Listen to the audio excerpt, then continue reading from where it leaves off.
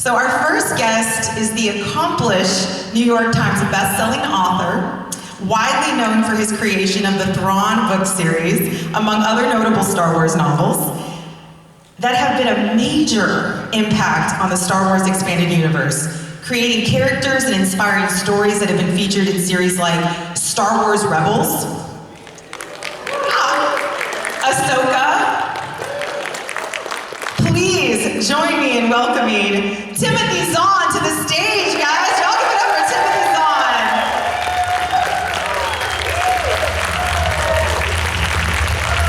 Hi, Timothy. How are you doing? So I am, as I mentioned before, I am very excited to be here with you today. I am like most of us, a massive, massive Star Wars fan. Thank you. I know that your career, your extensive, I feel like I'm really loud on this. Can you turn down the monitors just a little bit? I'm hearing it like super booming, right? Okay. And I think I scared everybody out there when I was introducing. So again, you've been an accomplished author. There's many incredible books you've written. I wish we had time to kind of go through all of them, but I kind of want to focus on the Thrawn series, given that I think a lot of people are here to talk about that and hear about your books and talk a little bit about the expanded universe. So I guess I'd like to kind of start off by saying, like, sci-fi fan, right? You're from Illinois, you grew up a big sci-fi fan. Tell me a little bit about your background and how you kind of started, like the seeds of what later became your accomplished career. Well, I was a sci-fi reader for most of my life. Read some fantasy, but mostly science fiction. Got through life just fine until grad school, and I watched a bad TV show, and I said, I could write a better story than that. So that was in 1975. Over the next couple of weeks in my spare time, I wrote a story, which was not very good at all, but it was fun. So, okay, let's try this as a hobby for a while. Wrote for 3 years. In my off time, I was working on a doctorate in physics. The project was not working. My advisor was out of town a lot, so I had a lot of spare time. And in December of '78, I sold my first story to Analog Magazine. Okay, this is great. Maybe when I get my doctorate, I will take a year off and write full time and see if I can make a go of that. The following July, '79, I sold my second story the day I found out my advisor had died overnight of a heart attack, leaving me with a project that was not working, was never going to work. It was a mathematical thing. There was a basic flaw in it, in his reasoning. The department said I could start a new project with a new advisor if I worked, 8 to 10 hours a day, 6 days a week. Probably in a couple of years I could finish up the project and get my doctorate. I worked for a semester on the new project, discovered during that time I could not do new physics and write at the same time. I had time but not enough mental energy to do that. So in December of '79, my wife and I decided, let's try that year of writing and see if we can make a go of this. So in January of 1980, I started writing full-time. We'd been married a grand total of 4 months at that point, and her parents were absolutely thrilled by this decision. By the way, she's here with him today. She's backstage. She kind of helped me set up this up in the front. Oh, she's right here. I'm sorry. Hi. Got to meet her yesterday. No, her parents did come around eventually, but they were it paid off, though, huh? A little skeptical at the beginning. So, started writing, started with short stories. The second year I would do a short story for 2 weeks and work on a novel for 2 weeks, then back to stories because they were actually bringing in some money. 1982, had finished the novel, trying to figure out what to do, and an agent contacted me, saying he'd been reading my Analog stories, found out from the editor at Analog that I didn't have an agent, offered to represent me, and I've been with him ever since. So working along, again, just kind of minding my own business, had 10 novels, maybe 40 short stories, and I got in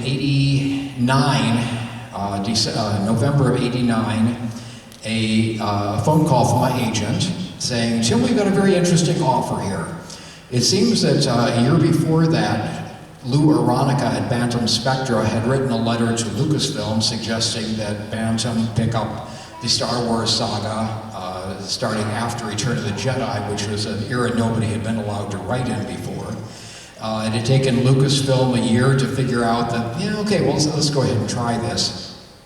The editors at Bantam had made up a list of authors they thought could handle Star Wars and sent our names and samples of our writing out to Lucasfilm.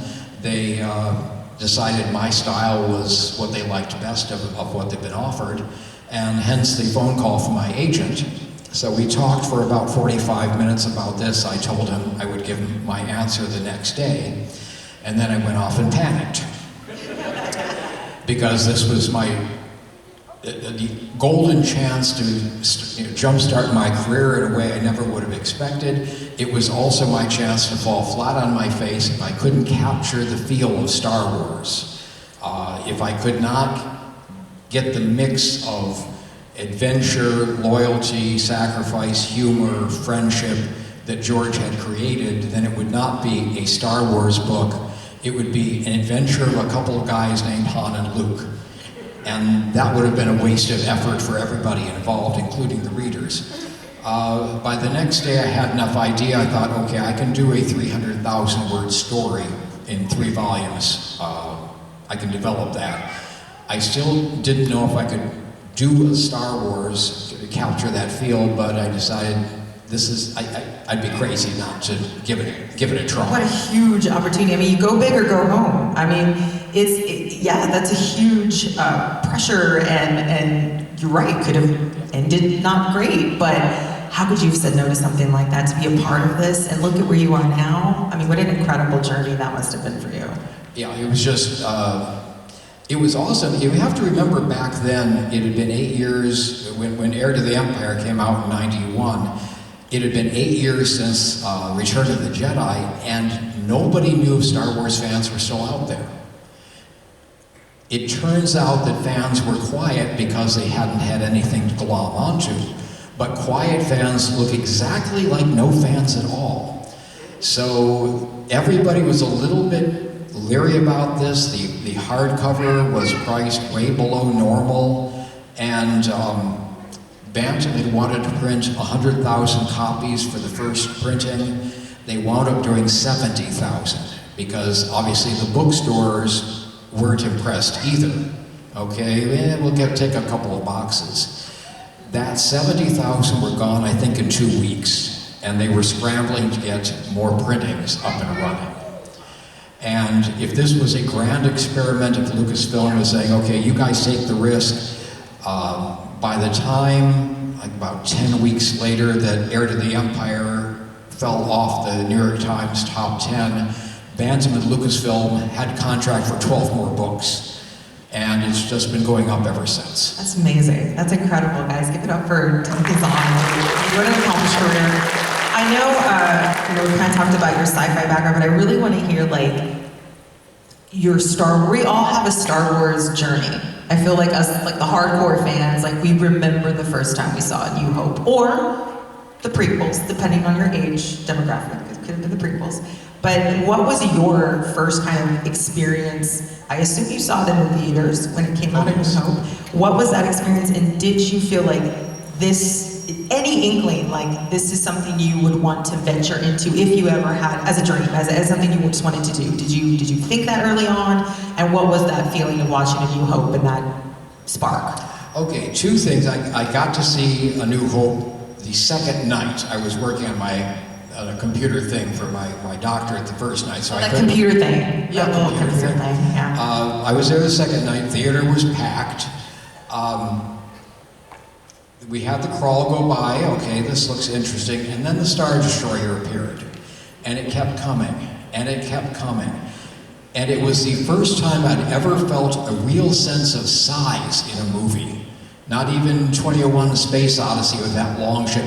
That had not conveyed the sense of size. And by the time you finally saw the Star Destroyer's engines, okay, I'm gonna like this movie. And the other thing that really jumped out at me in that first viewing was the cantina scene. Not just the aliens, but when Obi-Wan goes from this kindly old man suddenly to a warrior. pulls out the lightsaber and just a couple of quick slashes and the fight's over. And that was the other thing, whoa. So yeah, I was a fan right from the beginning. I think I saw that in maybe 17, 18 times in the theater. It was a great date movie, by the way. You know. I would never have assumed or even thought about the possibility I might be writing Star Wars someday. However, I did have the soundtracks on LPs in my rotation of music while I was writing my own stuff. And I remember distinctly at one point, I think I was playing the Empire Strikes Back disc, thinking, if George Lucas can come basically out of nowhere and become successful, maybe I can too. So there was that connection, but I mean, a lot of Star Wars writers now will tell you writing for Star Wars is a dream come true. I would never have had such a dream. I might as well have dreamed about swimming to the moon. It just never showed up in my brain as even a possibility. So this was the ultimate gift on a platinum platter. Amazing that is. So when we talk about the Heir to the Empire trilogy, you know, it was also on the #1 New York Times bestseller list. It was met with critical acclaim, but I love that it stands as this, it's credited with really sparking in, you know, the creation of the Star Wars expanded universe. Like, you have played such a critical role in what we all are enjoying today. And I love that you know, that you now have been associated with that you're credited with that Coruscant, I mean, we hear about the planet Coruscant all the time, prequels, that came from this gentleman right here. I mean, and of course, Thrawn, which is really paving the way for some of the new content and material that we're seeing now out of the Star Wars expanded universe. All of it came from this guy's head and brain. And yes, there's been a lot of collaborations, and there has been material outside of his that has been incorporated. We have Dave Filoni and a lot of other great, you know, authors that have contributed. But I would say you do stand as, you know, one of the most prominent out of all of those, with bringing a lot of the things that we're enjoying today to life. Or the seeds of those things to life. Well, I got to be first. That would somebody else's Star Wars novel first have sparked the same thing? There's no way of knowing. I think probably. Bear in mind, I see myself as having been the one to stick the fork in the pie crust and show how much steam was underneath. Remember that 70,000 copies that were gone in 2 weeks? The only people who bought that book because my name was on the cover were maybe 5,000 Cobra fans and my mother. Actually, we gave my mother a copy, so. But everybody else bought it because it had Star Wars on it. And that was, I didn't restart, I just gave the fans something to show that, yes, we're still out here, we want more Star Wars, please. So, you know, my role is a little bit less than some people want to credit me with, but the books seem to have endured, and most people like them. The ones who hated them aren't in the audience because they don't like them. It's a self-selecting audience. Well, I'll tell you personally, you know, my brother was the first one who started the audiobooks. I started the audiobooks right after that. Hi, Dad. My dad's in the audience right now.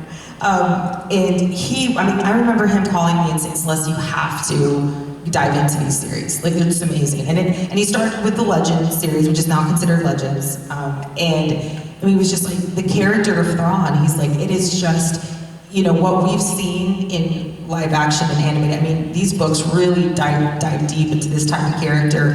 What an incredibly multifaceted, there's such a complicated character, you know. And I love the idea of, I was going to try to do this during this. Is like, I wanted to find out, you know, a little bit about what inspired you for Thrawn, but I wanted to make the attempt of saying Mithra Nuru Odo. That's his government name, y'all. That's the name he was born with, but I was trying my best to try to pronounce it, because when I was reading it, I was like, I have no idea how he would say that. But talk a little bit about the creation of Thrawn, where the inspiration for someone like him came from, and how you kind of fleshed that out, starting with the Heir to the Empire trilogy, and then we'll kind of maybe talk a little bit about when we move to canon. When I was first given the assignment for the Thrawn trilogy, One of the things first off was, okay, I want to do something that feels like Star Wars, but is not what George has already done. So that meant right off the bat, no Death Star, no super weapon, no Vader type, no Emperor type. Okay, who's going to be my villain? Vader rules by fear, the Emperor manipulates like crazy. A more dangerous villain, it seemed to me, is someone who can inspire loyalty in the troops, because they will fight for him whether he's in the room or not. So, okay, backtrack. Who are the troops going to be loyal to? Tactical, strategic genius, so they know they're likely to win whatever battle they're put into.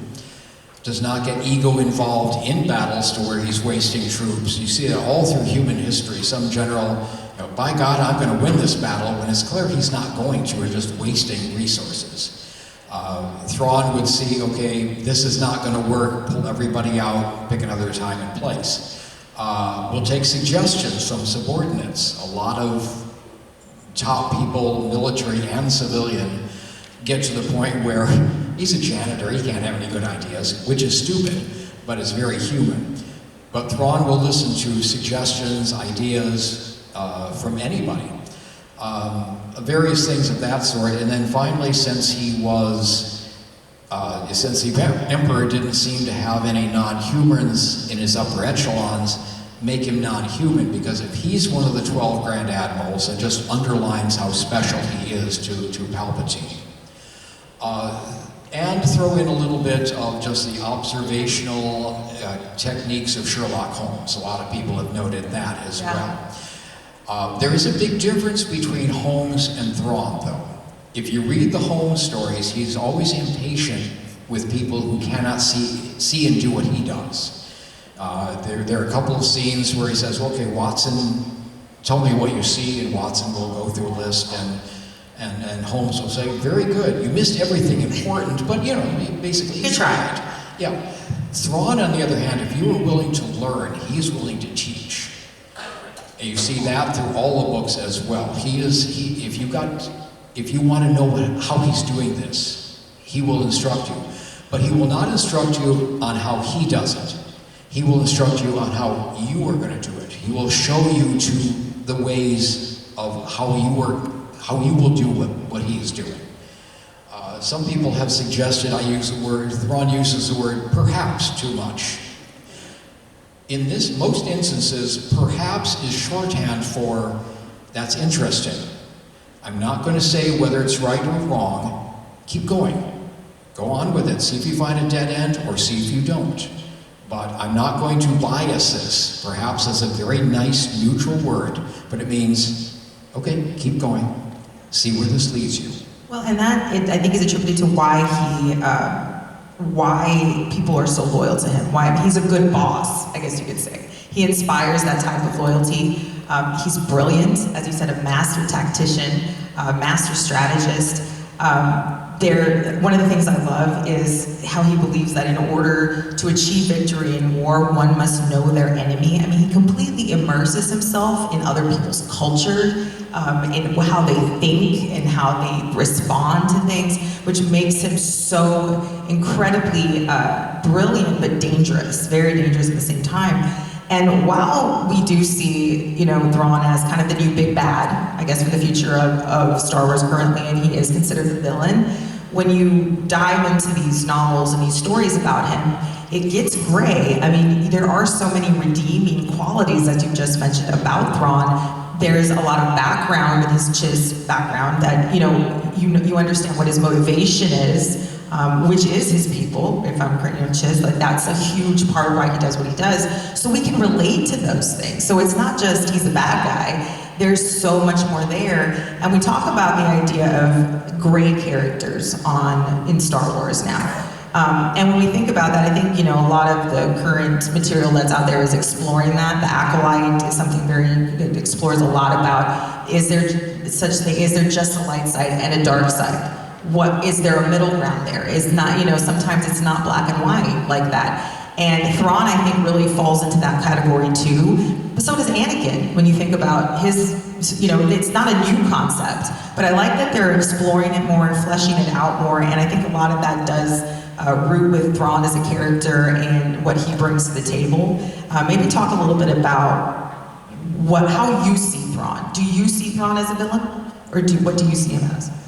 Thrawn does not consider himself a gray area. His one motivation is the protection of his people and the Chiss ascendancy. Every decision he makes flows from that. So in the original Thrawn trilogy, why is he working for the Empire? He has seen the destruction of the Old Republic through the Clone Wars. He expects the New Republic to go that same way, which will demolish itself, self-sacrifice, destroy all the resources, all the possibility, a lot of lives.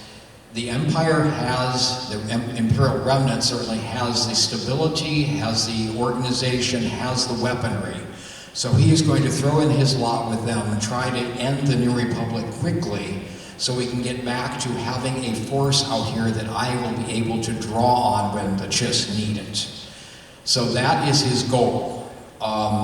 You can certainly argue whether his decision is correct, but you can see that's his motivation, to protect his people. You can understand it, Sure. It's something that is relatable. That's kind of what I mean by gray, is that you don't look at him as if he's just a bad guy or he's just evil and he just wants to, do bad things and create harm and destruction. It does root from a place of love for his people, I think we can all kind of understand that and relate to that in so many ways. The best villains, you can understand them. Exactly. I think the top ones I would mention are Dr. Octopus and Spider-Man in the Spider-Man movies. Green Goblin, to a certain extent, they're taking his life, everything he sacrificed, away from him. The Vulture in the Tom Holland ones, they're taking my livelihood for no reason or no compensation, whatever. The best, you can get away occasionally with a Sauron who's just evil and power hungry, but most of the time you need to understand the villain, because then you know what motivates him and you know what levers the hero can use against them, perhaps. So let's talk a little bit about the challenges and probably a lot of the positive things that came out of having to not use a lot of the material that is in the Heir to the Empire trilogy that is now considered legends. When that change happened and when you decided to now create, or when they asked you to now create the new trilogy, the Thrawn trilogy that is canon, talk a little bit about maybe some of the challenges that you faced with that, and also, is there anything that you had to let go of that you wish you could have included in the Thrawn trilogy? So I know there's a couple different questions there, but. Well, writing, when they asked me to do Thrawn's backstory in the Empire for when setting up for him to show up in season 3 of Star Wars Rebels, really, Thrawn is the same character through all of my books. The difference is that in the original trilogy, he is in command. He gives orders, they are obeyed. In the Thrawn trilogy and the earlier Ascendancy trilogy, he's under authority from somebody else. Either the Imperial fleet and the politicians at Coruscant, or in case of the Chiss, the Sizilla and the military there. So he does not have the same freedom of action that he does in the original trilogy. And that's where you start seeing that he's really not good at politics. He's very good militarily. He can see how the military works, how battles will work and all of that, the tactics. But politics is too fluid. Things, as one of the other characters explains to him, things can change on half an hour's conversation and alliances can be redone, and he does not have the reading of the people and the politics as well as he could. So he has to have other people kind of blocking for him, as it were. So it's the same character, it's just the dynamics are very different. He's going to be dealing with people, some people who recognize his ability and use that to further their own military careers. Other people who will hate him because he's smart, superior officers who will hate him because he's smarter than they are, and therefore do their best to destroy him, which is, again, very stupid, but unfortunately very human. And there'll be people who I don't like him personally, but he is my commanding officer, and I trust him to do what is right for our ship.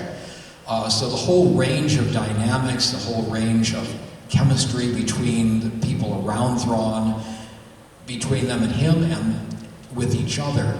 So the character himself is basically the way I've always written him. It's everything around dynamics him. around The him. dynamic changes. What about the characters, some of the other kind of fan favorite characters that were not able to make that transition into canon?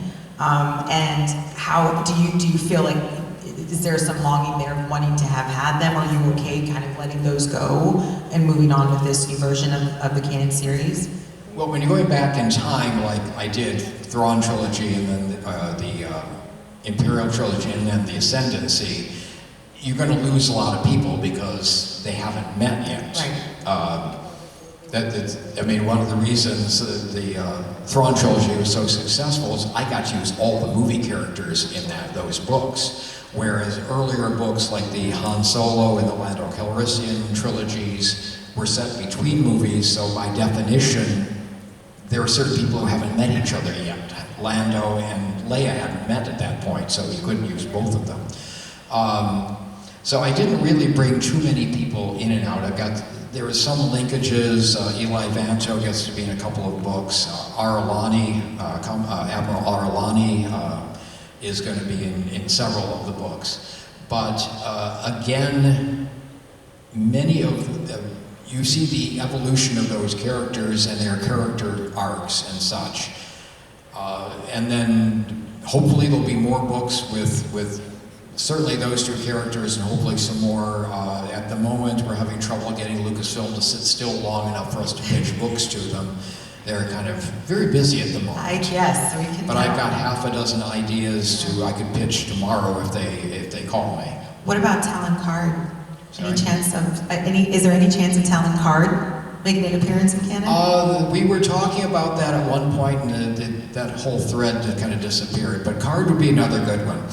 One of the things I keep an eye on is Lucasfilm is trying to bring a lot of strong women in, particularly. And you want to look at my characters. Are any of these kind of duplicates of theirs? I had a two-book series with the Hand of Judgment, 5 stormtroopers who wound up kind of defecting and becoming a combination of Robin Hood and the fugitive sort of thing, helping out people because that's what they had signed up to be stormtroopers for, to bring justice, in order to the Empire. That is too close to what Filoni did with the Bad Batch. So that would not be something you could do. But you look at, say, Mara Jade. She is not a copy of Leia or Mon Mothma or Rey or Jyn. She is somebody entirely different, therefore she would fit into the saga, the Star Wars saga that's being made without being, okay, that's Leia 2.0 or something like that. Talon Card is similar. He started out as a smuggler like Han, but he's also an information broker. And that makes him unique among all the other characters as well. So both of those characters would fit in without running into somebody else. But the decision is going to be Lucasfilm's as to if and when any of those characters come in. I heard you actually dressed up as Talon Card, and you had to wear a wig sentence for the card game series. Yeah, Decipher brought Mike Stackpole and me out to Virginia to do a photo shoot for the cards. I was Talon Card, he was Corin Horn, and the woman, Shannon, who had done the Mara Jade cards, was there as well, so we got a bunch of pictures like that. That was great salesmanship on Stackpole's part. He's the one who talked Decipher into bringing us out there. It was great fun, the photo shoot. I still sign occasionally those cards, people have found them over the years. And the real clincher of this is Mike and I got paid modeling fees. I love it. And he wore like a wig and everything, like the classic card with like this silver streak hair. It's like so big. Bear in mind also one thing, I'm very sparse on descriptions of characters. Thrawn, has blue skin, glowing red eyes. Mara Jade has red gold hair, green eyes, and a dancer's figure, and that's it. I don't just think I described Card at all. I don't describe most of my characters. Part of that is because when I was growing up reading, I liked to put myself into the hero's place. Right. It's much easier to do that if there's no description than if it's a 6'3" blonde Schwarzenegger-esque character. It's harder for me to identify with that. Right. So all of the stuff with Card with the long hair and all of that, that's artists who are picking up that. They're doing this on their own. They're picking up the original pictures of Thrawn in the West End game stuff. It was just normal short hair. The guy who got the long hair apparently influenced everybody else. So it's fun to watch that go, because the artists are very creative, and I like seeing what their interpretations are. Guys, we're going to start, if you have some questions, if you want to start lining up, I'm going to ask a couple more, but you guys can get ready and kind of line up here, and we'll start taking questions here in a couple minutes. So get ready, think about some questions, and you guys can line up. All right, so a couple other things. Enter Dave Filoni. So, excuse me. Given that they have incorporated Thrawn into Rebels, which was such a fantastic show and a fantastic portrayal of him, the Purrgil space whales, I mean, it was just such a cool ending to that series. And then, of course, Ahsoka season 1. When they first incorporated Rebels, I don't believe they brought you in too much to consult. Do I have that right? Ahsoka, different story. But talk a little bit about that relationship with Dave Filoni and that, and how they've incorporated you into that. I have not consulted in the sense they've asked for my opinion on anything. What they have done is given me a heads up on some of the things in Ahsoka that were, so I knew what was coming up. For Rebels was more interesting because I was writing the book Thrawn at the same time, which is going to be Thrawn's backstory, also Governor Price's backstory, how she became governor of Lothal. So they were feeding me scripts, especially the Thrawn-centric ones, so I would see what they were doing and could incorporate that into the book. So, for example, you have Governor Price having a hand-to-hand combat with Sabine at one point. Okay, why is she martial artist at all? So I could put that scene into the book. You have Thrawn meeting Governor Tarkin, Colonel Yularen, and Governor Price in the Rebels. But reading through those meetings, none of those felt like the first meeting between them. Okay, if this is not their first meeting in the show, I can write the first meeting with each of those characters in the book, backfill it, try to make this as seamless a connection as possible between the book and the show. It's a little amusing. At the end of season 3, there was going to be a major battle and such, and I asked, can I have that? Because, you know, to find out what Thrawn is doing there. And they said no.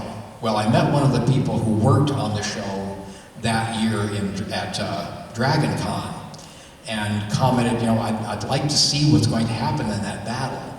And he said, I'm sorry, we cannot give out that script. It's under, you know, very tight wraps. I'm afraid you can't see it. So let me tell you what's going to happen. And he did. So I can't see the script, but I can hear exactly what's going to happen from one of the guys involved. So it's very much a two-way kind of situation, where now they're kind of feeding you some plot points or some things that you can kind of, like, again, backfill it or expand on it and kind of really flesh it all out. But I do know that for Ahsoka specifically, when they had, which by the way, I just, you know, I was totally geeking out when I saw that Lars Mikkelsen was also doing the live action version of Thrawn, because he did the voiceover for Rebels, and I just love that they incorporated that, because it felt like Thrawn that I had already kind of been familiar with as far as the way he sounded, the way he looked.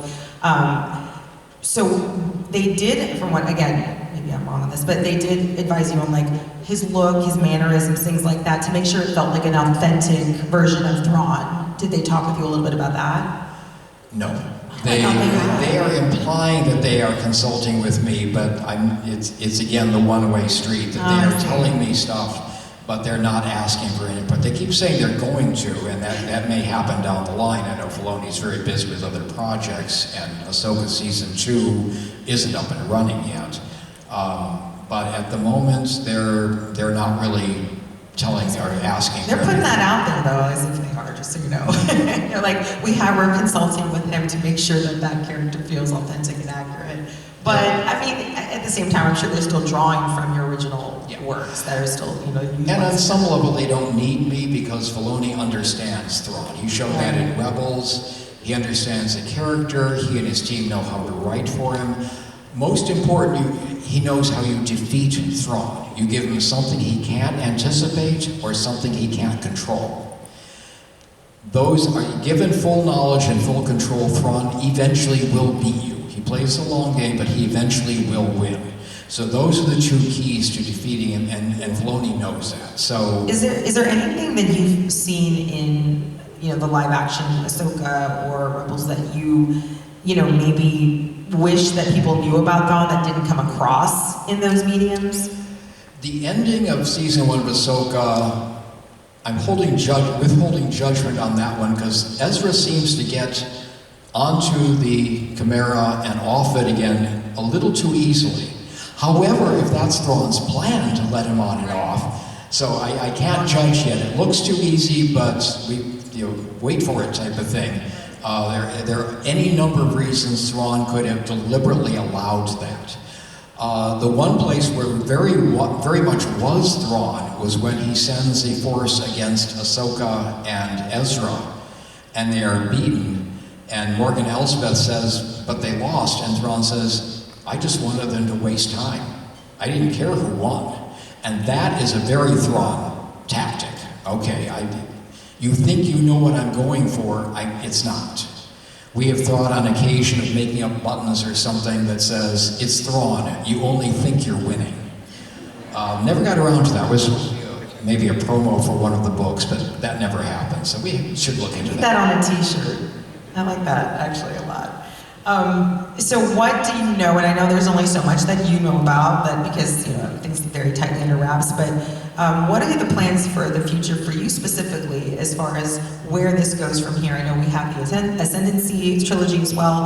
Are there other plans in the works? Are you privy to some information on where it could go in the Star Wars Expanded Universe? What is the next few years looking like for you?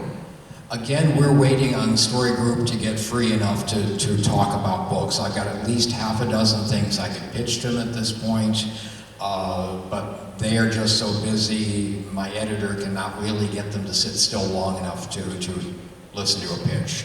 I want to do more books. Del Rey wants me to do more books. I assume somebody, at least at Lucasfilm, would like me to do more books. But also, at the moment, they're in the High Republic book series, so it may be they're not talking to me partly because Del Rey doesn't have any slots available, and it may partly because at this point in this era, Thrawn is a moving target. We've run into that with, I've talked to Star Trek writers who are writing for a series that's still ongoing, and at least one I remember saying he was halfway through a book and then the episode that week basically negated everything he had done. So moving targets are a lot trickier. Haven't had to worry about that before, but this time probably will. However, I have met, last weekend we got to meet Lars Mikkelsen, Rosario Dawson, Eamon, I forget his last name, Ezra, and we've known Diana, Morgan Elsbeth for a while, and we were just chatting about, I could do a book about Thrawn and Ezra in that 9-year gap, and I can bring in Morgan, and I can bring in Ahsoka, and we could probably bring in Hera, and they were all for it. So, they've got Dave Filoni's ear, so maybe we can do something with that. That was incredible. I would love to see that gap. Yeah, that gap. and Rosario said hello. She was very excited to meet me as I was meet her, and she said, I'm going to take him down. And I said, you're going to have to work at it. I love it. Well, what are your future plans outside of the Thrawn trilogy and the Star Wars universe? Do you have other novels that you're working on right now, finishing up, or what's coming out soon? I'm finishing up the Icarus saga. It's a 6-book series with a prequel that was done 20 years ago. I finished the final book, and I've got a short story I'm contracted to do first. When I finish that one up, I'm going to read through the other 5 books before I do my final edit on the 6th book, make sure I didn't leave any plot threads dangling I forgot about. Once that is done, I've got a couple of options. One would be to see if I can kickstart David Weber off his other 97 projects and get back to the Manticore Ascendant books. We've got 2 more of those under contract. My first mainstream thriller, The Cloak Deception, got published earlier this year, a major publisher rather than the small publisher had done it earlier. So I have another techno thriller in mind I'm working out the details for. There is another book in the Conqueror's saga, Conqueror's Pride, Legacy, and Pride, Heritage, and Legacy. I'm thinking about doing a murder mystery in that set, in that universe. So there are 3 or 4 projects I can do, but all of them could be put aside if Star Wars suddenly pops up again. Anybody have any questions for Timothy? Yeah? Come on up. We have a few minutes left. We can take a couple of questions.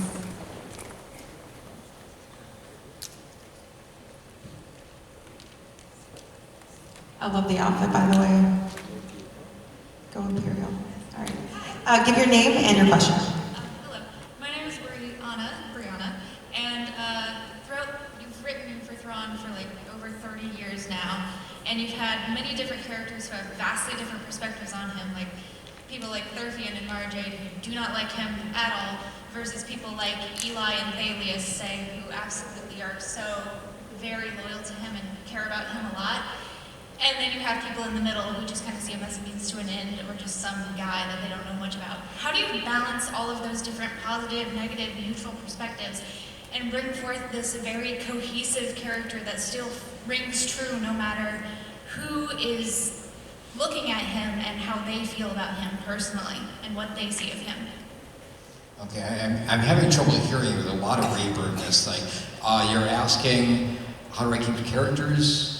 Keep track of the characters? Keep track of making sure that, like, Thrawn's characterization particularly is consistent regardless of how a person who's giving their perspective on him in a chapter feels about him personally.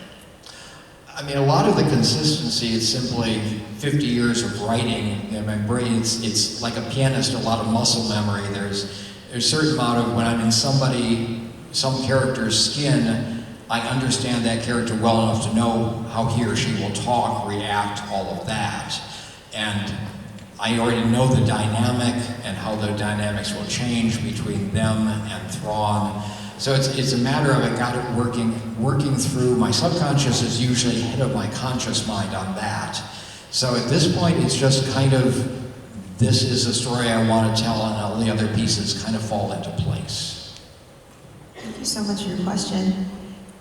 Give your full name and your question. Good morning, Mr. Zahn. My name is Mike Schlater. I am a huge fan of Thrawn. He is my favorite Star Wars character. And a close second is Mara Jade. And it sounds like, based on this panel, there's at least an interest to bring her into the current canon. And when it comes to Star Wars, The Last Jedi, when Luke is talking to Rey, he talks about all the dark things that have happened to him between, the Return of the Jedi up to the present, what leads him to go into seclusion on Ahsoka. Losing the new Jedi Temple, his nephew betraying him, but nowhere in there is there a discussion of, oh, I lost my beautiful wife, Mara Jade. So in my mind, I kind of thought, well, if I'm to enjoy Mara Jade, reading about Mara Jade, learning about Mara Jade, now that's got to be in the Legends continuity. But I'm excited to hear that it looks like you still have an interest in including her in the current canon. So my question is, do you believe there's still room in the current canon for Mara Jade? And if so, what would you add, subtract, or want to be careful or look at in order to make sure that she fits neatly into the new canon? Thank you. I don't think there's anything in the sequels that negates anything in the Thrawn trilogy. Okay, we've got Ben, but we don't mention whether Jason, Jaina, and Anakin died perhaps in that intervening time. Arguing from silence is always a little iffy just because he doesn't mention Mara. Now, if they'd said about Luke, oh, he never married or had a girlfriend, that would negate it. But the fact that she's not mentioned doesn't really say anything. I mean, we could ease her in without any real problem. There are some people who've claimed, and I'd have to watch the movie again, that there looks like a grave off to the side on Luke's island. But yeah, I think we could fit a lot of the stuff in without it violating anything that was done in canon. But again, that's something that would be up to Filoni and Kathleen Kennedy and the mouse to make all of that work right. But I don't think we would have a problem with that. Thank you. Great question. I'm certainly sure I could make it work. I know, I would love to see Mara Jade. Personally, would you guys like to see Mara Jade? Super, yeah, big fan favorite. I would love to see that at some point, so fingers crossed, you never know. We'll see. Name and your question. Hi, Brandon. You had mentioned that the folks over at Disney did not really consult you very much, if at all, about using your characters. I was wondering if it was the same, any different with other authors using your characters, because many of your characters, like Mara Jade and Pelion and Talon Card, appear in other subsequent novels. Did you have very much say in how their characters were in those books? When you sign on to do a Star Wars book, it says everything you do is owned by Lucasfilm. So I don't own the character, I don't have any rights to the character. If the book publisher and the author decide to do something with a character I've created and Lucasfilm signs off on it, then that's how it goes. Whether I'm consulted depends on which author. There are some that I had closer personal relationships with, and we would collaborate more. Mike Stackpole in particular, we would borrow each other's characters. Other people did not necessarily consult me. They just went ahead and used the characters. Sometimes I thought, that's not really the character. We call that an out-of-character experience. As a matter of fact, at one point, at a convention many years ago, I was pinned in a corner by a woman who was very upset by what Mara Jade had done in the most recent book. And I explained to her, I didn't write that, I have no control over that at all. And she didn't care. My character, my fault. Anna had to rescue me from that one. But yeah, I mean, you're right, it feels like it should be mine, but it's owned by Lucasfilm. So, again, Filoni has done Thrawn very well so far, so I don't fear for the next season of Ahsoka. I know Lucasfilm has got to be looking at Thrawn's success and wondering what else out there in the books might be equally popular, and Mara's name will have to come up. But what they do with that, we don't know. Great question, thank you. We have time for maybe just one more. It would be nice if I got royalties off of this, but no. Yeah. We got time for maybe just one more question, guys. Go ahead, your name. Hi, I'm Tim. A little bit of a preamble. I was childhood between trilogies, so Thrawn represents Star Wars to me more than most anything else. And on that topic, my read in Ahsoka, it felt like Thrawn was a little more hollow and motivated by paranoia. Is that a misread on my part, or would you agree? I don't know. I mean, it's hard to tell motivations from what we have 3 episodes or something with him in them. He may have learned a little more about politics at this point, and he may be working the witches as much as they are working him. We don't know that dynamic yet. We don't know what they intend, what he intends, which is why we don't know why Ezra got off so easily. He may be a wild card that's being manipulated by either side or both. So at the moment it looks a little odd, but I will withhold judgment until we see where that's going. Remember, you always have to remember, Thrawn plays the long game. And whatever is happening now may only be on the surface. There may be something going on underneath that we are not going to get to know for another year. So, yeah, Thrawn, let's see what he's doing, because if he's manipulating, he's going to be doing it very well. Thank you. Thank you, guys. And wait, do we have time for one more, you think? What's our time looking like? Money. It's about money? Do we want to talk about money? Sure, let's talk talk about money. One more question, guys. What does better for you, audio books, the paperback, the hardcover, how do you make the most money? Because I want to buy more. Yeah, no, this is a great question, and that's a perfect. Your brain, you've helped some of us out so much because we can like shut our eyes and we can see your words. Appreciate that. Generally, whatever costs you more is better for me because I get percentages, a flat percentage. So in that case, hardcovers would be best. On the other hand, if you like the paperbacks that are more portable, if you like the audios because you can drive and listen to them, go for that. It's not going to help me enough. Do what's best for you always on the reading. I'm just glad you're getting my story. So whatever works best for you, go for it. Thank you for Thank you so allowing me to much. be here. Thank you, Ms. Black. I love it. Well, that's a perfect segue into basically saying he has a ton of his novels, they're all hardbound novels that you have at your booth, and you are for sale?